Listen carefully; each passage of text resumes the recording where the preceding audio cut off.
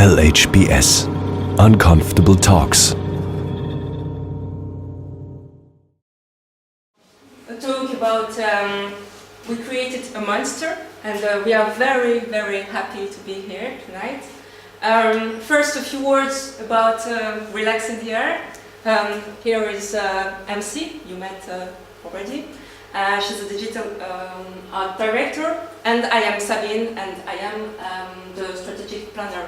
We both are co-founders of the digital agency Relax in the Air. And our three core competencies is strategy, user experience and interaction design, and web design. First, a little icebreaker. I have a question to ask you guys. Who's on the client side? Who's on the side of the brands? Oh, just one. Okay. And on the side of the agency? Who's on the dark side? Agency? Yeah. Okay. More people. Great. Thank you. So, Switzerland, we come from Switzerland. We are at the heart of Europe, at the crossing of different cultures. Beautiful country. And we have handsome cows that give a high quality milk to make one of the best ever cheese, the Gruyere. We also have beautiful landscapes, but most of all, our country is a market totally fragmented. We have 4 different languages, Dutch, French, Italian, and Romansh, which is a kind of language that is still a mystery for us. But our market is fragmented and tiny, which makes our work even harder. So we would like to talk about social media and social marketing tonight. Social is part of our daily life. You know, Facebook, Twitter, geolocation, social buying on your desktop, on your tablet, on your smartphone, everywhere. And the user is very hungry to share, to listen to what others have to say, to be part of the conversation, to be at the center of this conversation, to hear from others' recommendation from its network, so on, and to stay connected to its network. And most of the companies in the next 2 years will move their budgets to the social marketing. Look at what happened at Coca-Cola company. 5 years ago, social media was only 3% of their total media spend, and today it's more than 20% and growing very, very fast. So the market. Client now ask for social media, for social marketing to their agencies. Client observes the market, the competition, the other brands, the environment, economical environment. They want to be part of it. They want to be part of this shiny thing, you know. And they think it's the solution to everything. To their brand, to earn more money, to have more people love their brand. And this is a kind of gold rush. Markets are changing, become more competitive, more responsive, and the social market is growing fast and big. Agencies already embraced social marketing as a real part of their philosophy, and most of these structures are very agile and they move very fast. For traditional agencies, it means they have to adapt. There is a kind of emergency situation. Classic marketing agencies run social because this is a necessity. And if they don't answer their clients' needs, they will lose them, maybe disappear. In 2008, in Switzerland, nobody cared about social media.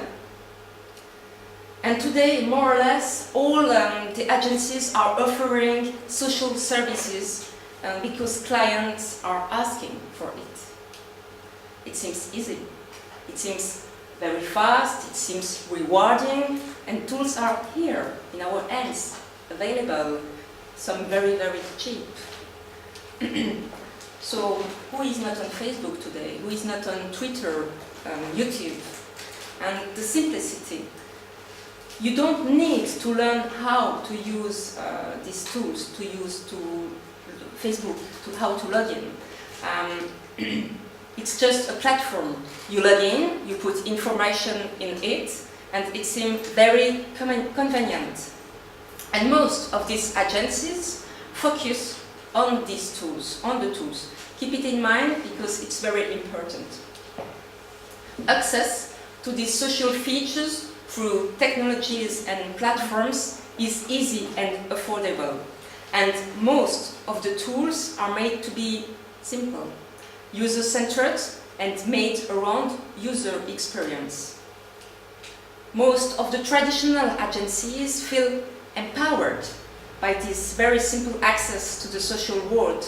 And this feeling of empowerment puts aside one essential thing, the skills and the expertise you need for social media. Why? It means this is a question, why and how to use them in a social purpose, in a marketing purpose. So everybody, all these agencies, they look very social. They smell social, but they are not social. It's a disguise. The question is, since social media exploded, I'm wondering, can a social misfit be a social expert?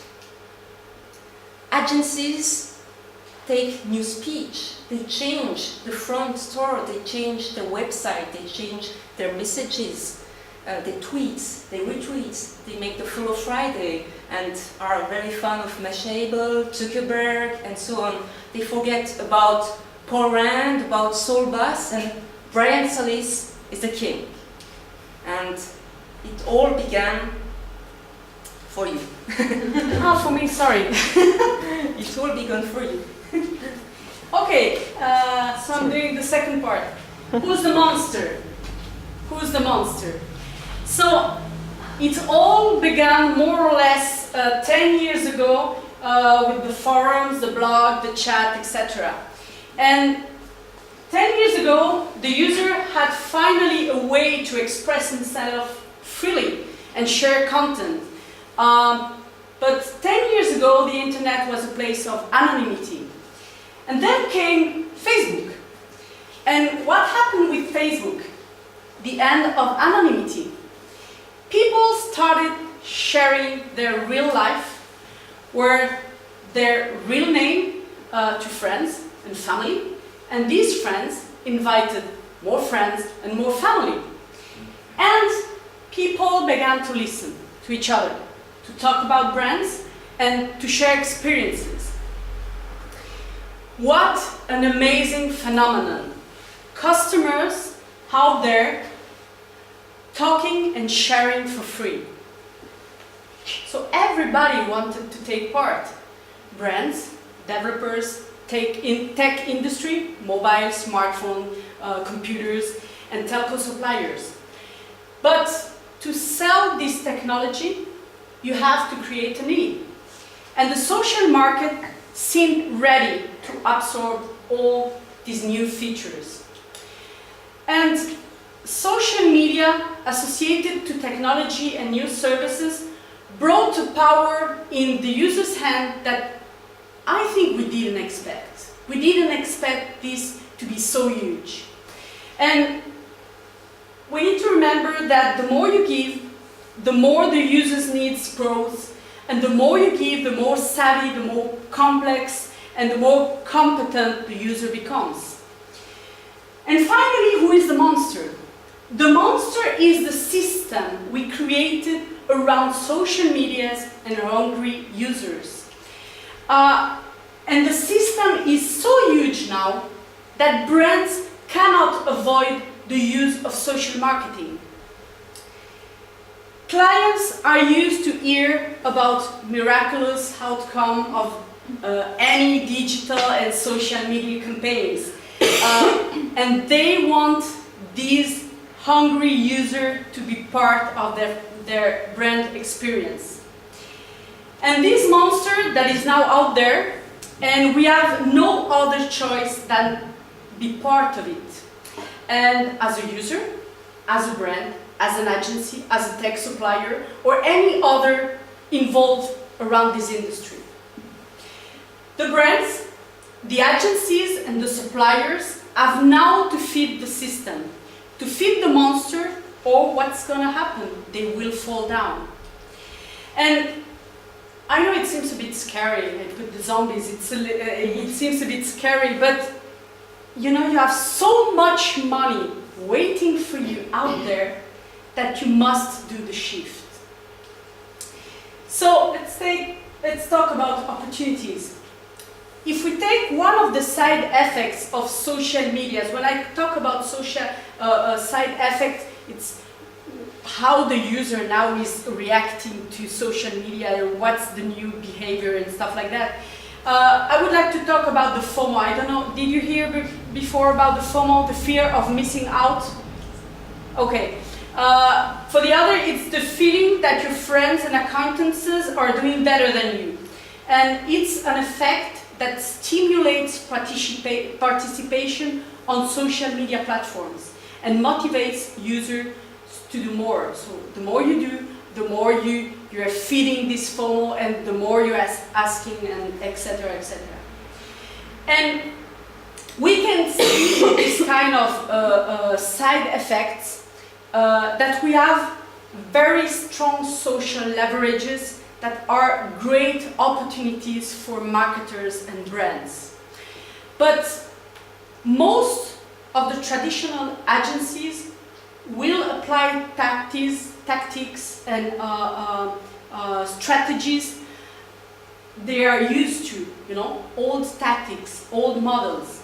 And what is happening is that these old model of agencies, classic agencies, are applying classic marketing gimmicks, quantity versus quality, control versus conversation, broadcasting instead of engagement, instead of sharing, listening, crowdsourcing, or creation. And we could have shown you some bad practices. We talked about that with Joanna before, but maybe we will share some bad practices with you after the talk, because it's interesting. We have some in Switzerland that are really, really good at bad practices. But we would just like to talk about 3 good practices, because finally this system is not so evil. So let's start with Starbucks. The combination of geolocation and social networks is a huge thing for Starbucks. The company was one of the first major brands to broker a deal with the location-based social network Foursquare. For those who know, I hope everybody here knows Foursquare. And Starbucks started offering Foursquare Myers, the Myers of some Starbucks places, special barista badges. You know, you can earn badges on Foursquare that would come with discounts on drinks and food. And that's what created loyalty. Another example is Intercontinental Hotels Group. This group is welcoming and engaging customers directly on Twitter to ensure a pleasant stay in the rooms. They are listening. And by providing a superior guest service and making my stay a positive one, it ensures that I will pursue them before any other hotel, for example in New York, next time I travel. When I make travel arrangements elsewhere, I will be more inclined to search out an intercontinental hotel than another one. This is loyalty. And the last good practice, which is a very, very small business, but very interesting, is the crème brûlée man. I said it in French because it's French word, crème brûlée. If you're looking for a good example of social media return on investment, then the crème brûlée man is a very, very good example and a good place to look. The crème brûlée man is a food truck, you know, these food trucks that travel around the city in the US, that keeps people up to date about its next location via Twitter. In this case, social media is actually keeping the business going, as it allows the owner to reach a new audience and alert people to his next location. And this is a pretty good example that proves the value of social media, showing that it can actually support an entire business. And it's more impressive, it's that the truck's Twitter account has gathered over 12,000 followers in just 1 year. I think now he has something like 20,000 followers, which is an impressive number for such a small business with a small geographic target. Yes? Sorry, may I ask, are those international examples or US only, or also, for example, Starbucks, Switzerland? Was this also executed? I think it's Starbucks is more like a US example, because I don't know, for example, here how Starbucks is doing, but I know that in Switzerland it's not the same experience than in the US. Exactly. Really, I don't know how is it here, but in Switzerland, yeah, I've been to a Starbucks something like last week. I had a meeting with one of my students, and really it was like horrible. I think the only place I went where I could compare the US experience in Starbucks was in Philippines, in Manila. Impressive really. But in Switzerland, I don't think it's a good example. Okay, so these three examples are good examples, and we will talk about bad practices during the questions. Now, this is the question of responsibility. Lots of talented classic agencies and marketers did the evolution with success from classic to social, but so many others are still applying old models. And what are the consequences to the end user? Of course, interruption, addiction, manipulation, and so on, a lot of side effects. And we need to understand that social media is not the fountain of youth. Of course the client pays. Of course times are tough and markets are very, very competitive. But you cannot invade social markets to find fast cash with old models. If you are not ready to make a real evolution inside your philosophy of work and embrace the ethics of social marketing, you'll make this monster grow bigger and bigger, and probably you will be eaten by the system. I would like just to take a sentence that Rodrigo Borgia, known as Pope Alexander VI in the 15th century, said, "Our actions have consequences for generation." And that's so true for social media and the shift we are living now. So, how should we look into the future? I'm presenting you 6 ideas that maybe can answer a little bit this idea of how we should look into the future. The first one is avoid short-term cash. Okay, when you are traditional agencies, at least in Switzerland, what is happening, you're a traditional agency, you have your clients, and your client come to you and says, okay, I want my traditional advertising, but at the same time, I also want my Facebook page. What is the agency going to say? It's not going to say no. Why? Because it's cash. Remember, the market is very competitive. At least in Switzerland, it's a very, very tiny market. So you say yes. even if you're not ready to do that. You say yes. So I think it's good to avoid short-term cash. It's hard to say that, but okay. Next one. Turn your attention to clients and also to their end users. Okay, the one that pays is your client, but just remember, the end user is paying for a service from your client. So finally you have two clients, your client and the one that is paying for your to your client. So what is important here is just to have a kind of horizontal relationship between your client and the user. You don't have to forget and to put apart this end user, even if he's not paying. This guy is paying your client. So finally his part is also a client. Another one is learn to say no to your clients. Okay, for those who has been working in agencies, I'm not sure, it's not easy, but I think it's very important sometimes to say, okay guys, we don't know how to do that, and say no, we can recommend someone, but just learn to say no. You have to be sure about how you can work and what you can do. Another idea will be bring back interest around real things. There is a word in French called véritable. Véritable is like, I don't know, in English it's trueness, something you can trust, that's something like that. Yeah, that's the thing. That's the thing. I think people want to know exactly who is behind the brand, who is behind the agency, who they can trust, and what's the true thing behind. Another one is give choice to user. It seems absolutely right. But you need to do a balance between the real needs of the user and the expectations of the user.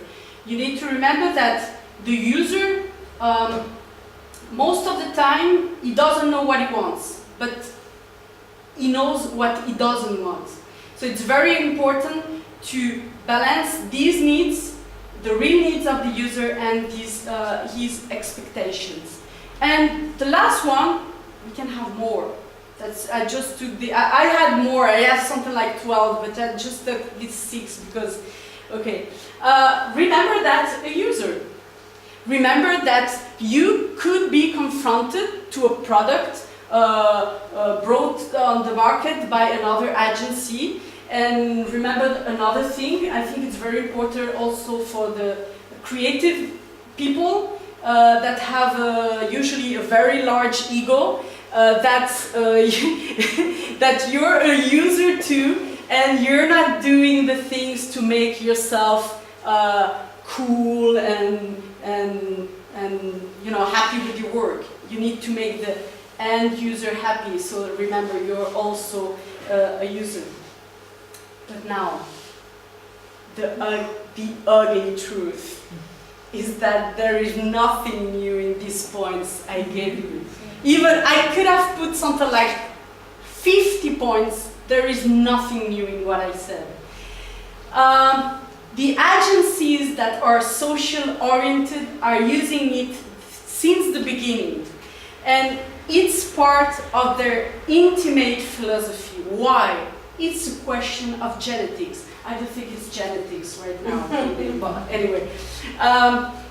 If the agency doesn't have the social DNA, it will never work. You can do whatever you want, it will never work. Why? Because what's happening now with these traditional agencies that are moving to social, it's a mutation. It's not an evolution.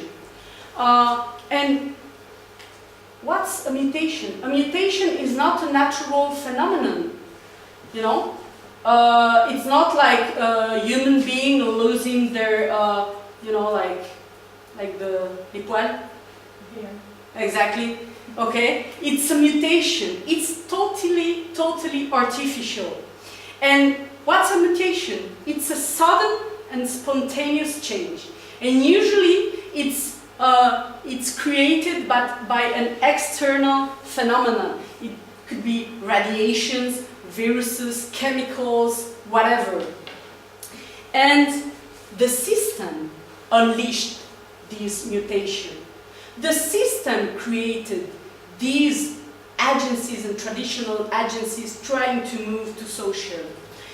And most of the classic agencies and marketers will never be part of the system, but will probably be eaten by the monster. And a good example is you can put a hammer. I think a lot of people here has a hammer at home, but I'm not sure everybody is able to drive in a nail. Who did it? Who really is able to do it? More or less. Okay, half of the people. Okay. Tradition, I think, too. Right. Okay. We are arriving at the end of the talk, but we talked a lot about the agencies, about this shift, this mutation, or this evolution from of the traditional agencies and marketers to the social markets. And I would like to finish with the user. Just talk a little bit of the user. An happy ending. I would like to introduce the happiest user we had the chance to meet. My mother. No? No, okay. It could have been Sabine's mother, but we only had this picture. Anyway, that's my mother. So my mother is almost 79. The most advanced technology she had till now was a mobile phone to call friends and family. She doesn't know how to text. Really, she knows how to answer the phone, but she doesn't know how to text. So that's the most advanced technology she had till now. And 2 years ago, I bought her a small laptop, her first laptop, and I installed one single program on it, Skype. It's huge on the desktop. I did it huge as possible, okay? So we need to know that my mother lives in Spain, I live in Switzerland, and my brother and his 2-year-old daughter live in Manila, in Philippines.